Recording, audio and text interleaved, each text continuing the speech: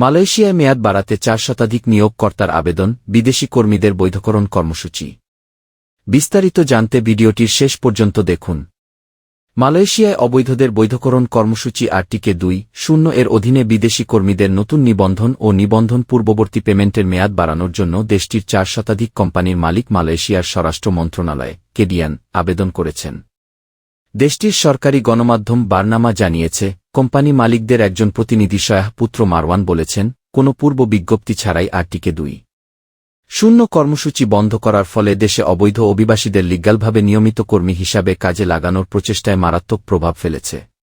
বুধবার স্বরাষ্ট্র মন্ত্রণালয়ের কেডিয়ানে প্রায় 100 কোম্পানি মালিকদের অংশগ্রহণে একটি শান্তিপূর্ণ সমাবেশে স্থানীয় মিডিয়াগুলোকে তারা জানিয়েছে, দেশটির কনস্ট্রাকশন, প্লান্টেশন, ম্যানুফ্যাক্টর এবং সার্ভিস সেক্টরগুলো বিদেশি কর্মীদের উপর ব্যাপকভাবে নির্ভরশীল।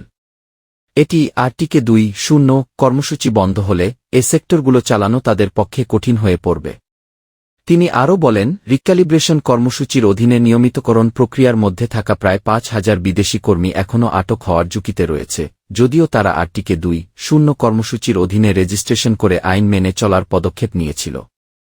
আবেদন করার প্রক্রিয়া বন্ধের কারণে আর্টিকে 2.0 এর অধীনে অর্থ দিতে অক্ষম এবং এখন তারা তাদের কর্মীদের নিবন্ধন করতে না পারায় কোম্পানি মালিকরা ক্ষতির সম্মুখীন হচ্ছে বলে বার্নামাকে জানিয়েছে শয়াহ পুত্রা।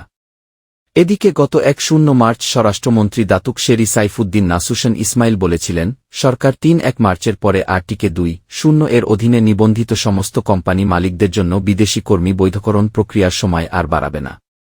এ সময় মালয়েশিয়ার স্বরাষ্ট্র মন্ত্রণালয় কেডিয়ান পূর্বে ঘোষণা করেছিল যে বিদেশি কর্মীদের নিয়োগের জন্য অব্যবহৃত কোটা 1 জুন বাতিল করা হবে। সেই সময় মন্ত্রণালয়টি আরও জানিয়েছিল, বিদেশি কর্মী নিয়োগের জন্য সক্রিয় কোটা হিসেবে যার লেভিও জমা দেওয়া হয়েছিল কিন্তু 3 মার্চের মধ্যে ভিসা উইথ রেফারেন্স ভিডিআর জারি করা হয়নি, সেগুলোও বাতিল করা হবে।